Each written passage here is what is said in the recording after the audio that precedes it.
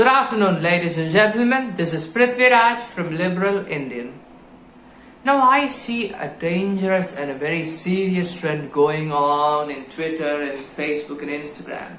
And I know that you know what the trend is. I'm bloody sure that you know what the trend is.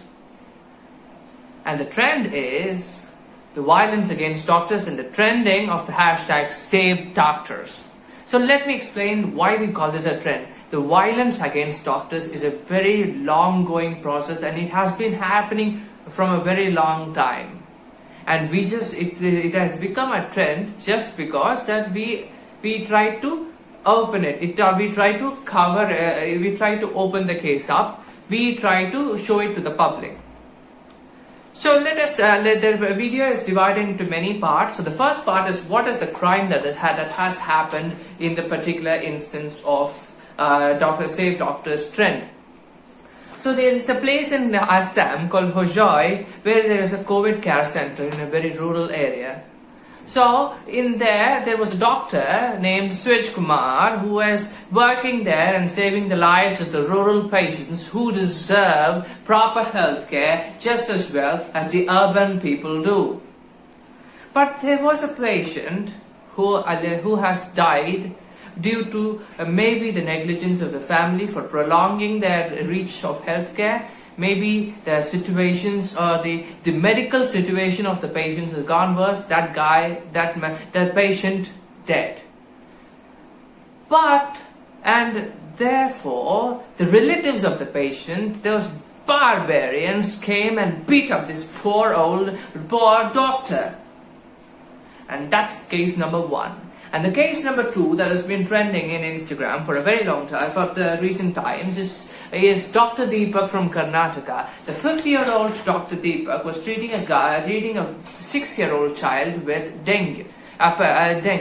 And so, due to some complications of dengue, the child died. And I can sympathize with the parents, and my love goes to the parents, and may the soul of the 6-year-old child rest in peace.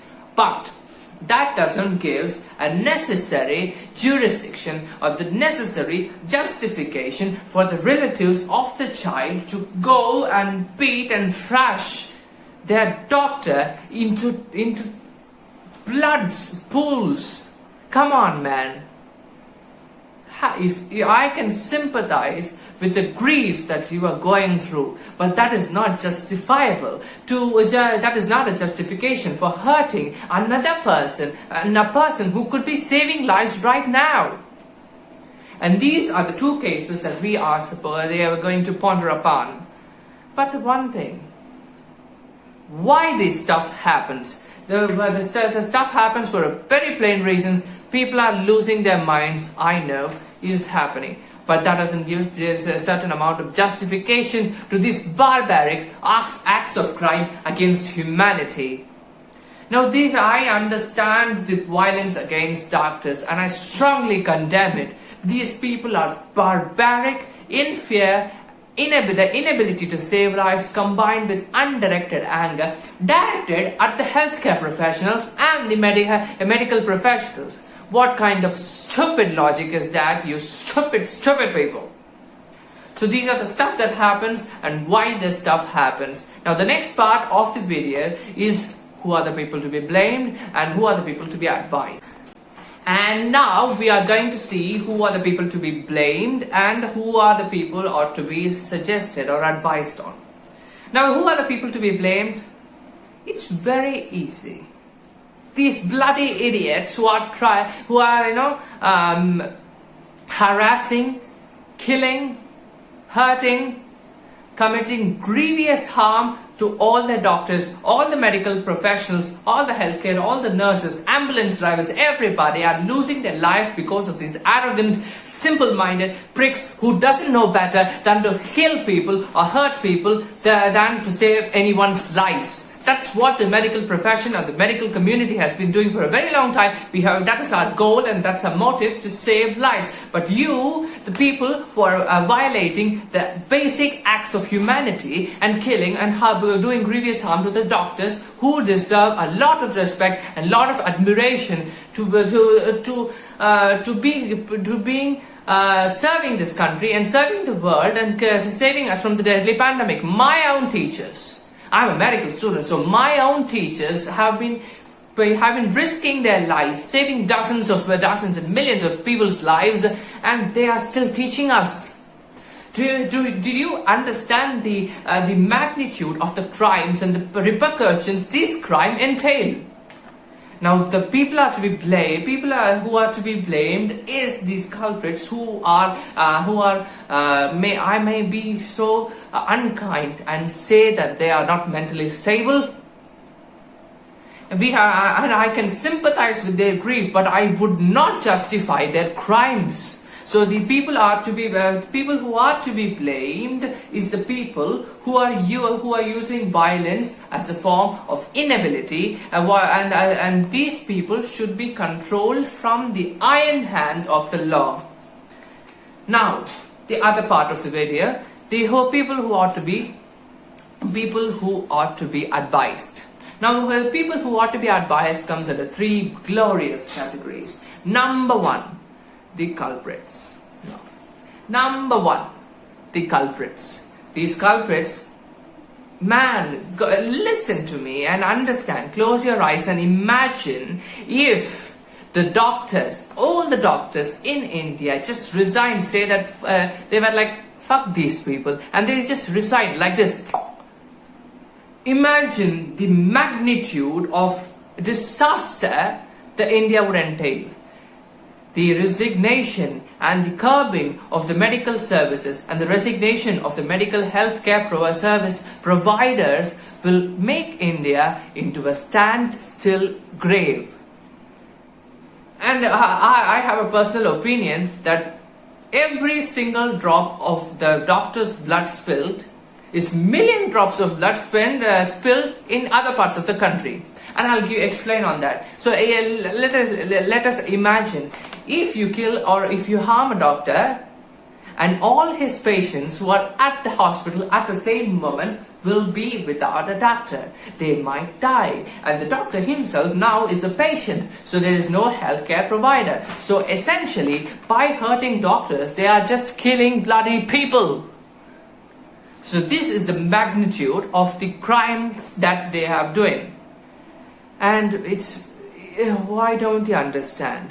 There is a limit of what doctor can do. And after that, it is in nobody's hands. It is not even in God's hands, whatever person you believe in. Their lives are at danger now. There is a limit of what doctors can do if the services, the resources provided to them is in itself limited. There is a limit that we can do. There is a limit of anybody can do anything. So understand the limit and know your bloody fucking rights and know your bloody fucking humanity, and don't you forget, you don't have the fucking rights to touch the doctors or anyone for that matter. Number two, the people who ought to be advised, the spectators. Now these kind of groups is bloody funny. If you see that a while ago, we were like raising our voices to a man who is supposedly going to lose his job because the Zomato guy thing. You know what I'm talking about, right? So the Zomato guy got punched or he punched, I don't give a damn. But we were like, oh my God, save that poor man. Oh my God. I can sympathize with the man. I can sympathize with the proletariat and the struggles they are facing. But imagine we are raising our voice for a single person, a single crime. I don't know, a drama or an actress with a dramatic flair turns of events, and a man, a hard-working man who's gonna lose his job. We were like pounding our chests and vouching for the man. We were like lawyers for that man, the social lawyers, the justice warriors. But where the fuck are your voices? Plenty of doctors are dying. Are you blind? You're either blind or you're fucking stupid. So, the spectators, raise your bloody damn voice. They are our doctors, our citizens, being killed, being damaged, being hurt, being abused, being harassed. These are our doctors, and our doctors are getting hurt, our doctors are getting grievously hurt, and they are dying sometimes. So what the public or the general public or the spectators who watch everything from the comfort of their home must do is to raise their voices in the public platforms, in the conversations of your family. Raise your voices and say, hey, doctors are there for us, for saving us. Doctors are there for treating us. So doctors are there for saving India. Don't you dare curse them. Don't you dare disrespect them. And don't you dare bloody touch them. And this is the way that we have to respond to these corresponding situations. So if you hear somebody speaking ill about a doctor or in this kind of a dreadful situation right now, please be sure that you call that person and advise them. Doctors are doing the best they can, and India is doing the best it can, although I could plentifully argue that it could certainly improve. And number 3, the lawmakers. Now, the lawmakers are the kind of the people who make laws again to protect and promote the rights of the medical healthcare providers or anybody associated with medical field. And I must encourage and I must advise the medical community as a whole, even though I, as a medical student, find myself having a very small role in active medical services, but I must advise the whole of a medical community, not as a person who's one of them, but as a person who is common sense and wants to make a change. Stand your ground. People, we must build a fort.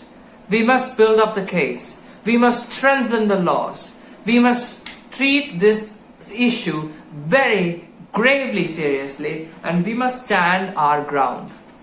If we bend to the will of the public or a certain people of public who thinks that they can oppress us with the violence, we mustn't give in to them.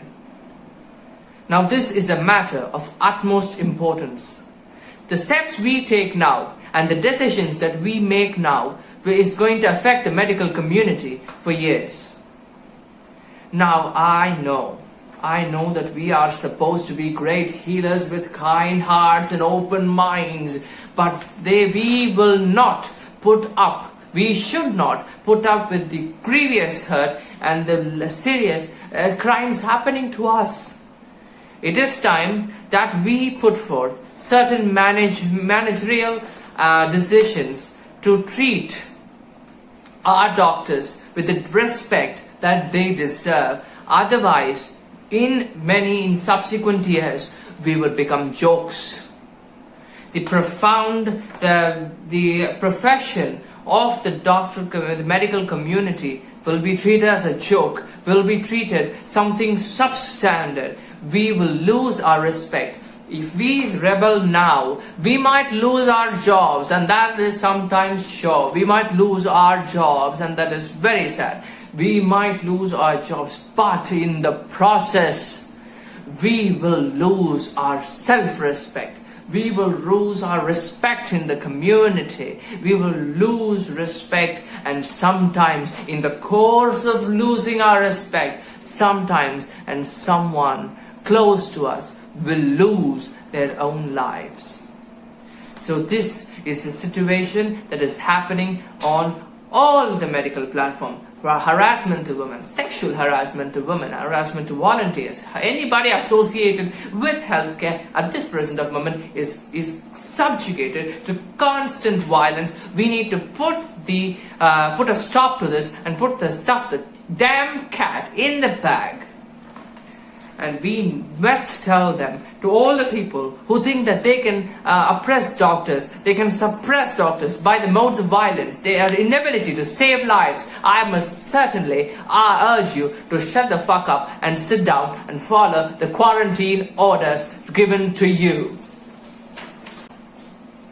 And now, the law part of the video. Now there is a law that was proposed in 2020 by the current government, the central government, BJP government, like the Epidemic Disease Ordinance of 2020. So it states that an act of violence against a healthcare service provider or a personnel or the healthcare property will be leading is a serious, cognizable and non-bailable crime. And the crime is if the person commits violence against healthcare providers and proper healthcare property, the imprisonment is more than 3 months and may extend to 5 years, and the fine will be more than 50,000 to the more than, and may extend up to 2 lakhs. Now, what if the person, the doctor or the medical healthcare professional personnel is grievously hurt, like the doctor from Karnataka? Oh my God,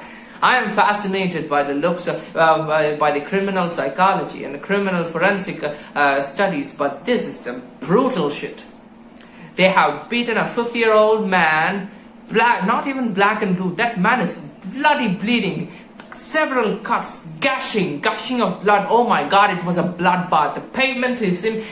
As he helplessly laid, was filled with blood because these bloody, ignorant idiots and assholes beat the black and blue out of them and make him bleed. Now, what if it is that kind of violence, a grievous hurt that comes under IPC 320. Which IPC 320, I want to be the specifics true. IPC 320, which means that imprisonment can be more than 6 months and it extends to up to 7 years, and more. The fine will be more than 1 lakh and extend up to 5. Now all these things are non-bailable, people. Doctors, listen, these are non-bailable cases. If you put the case in them, if you come up, if you stand your ground, we can make sure that the communities that is going to inherit the medical burden or the medical burden of this society will be respected. And we all know about section IPC 333, which says that violence against the public servant and restricting him with the to do the job that he is allowed or he is ordered to do leads to serious crime and imprisonment up to 10 years. So these are all the situations that we need to keep in mind, the laws that we keep in mind. So I would urge the medical community to stand your ground, be hopeful. Hope is coming our way. We are the providers of hope. But for us, the hope must be there. That the hope can only come if we stand our ground. So I urge you all, as a part of you, as a part of blood, a drop of blood in the whole body of medical community, I urge all of you to stand your ground and use leverages where you can and save our doctors. #SaveOurDoctors. Peace. Thank you.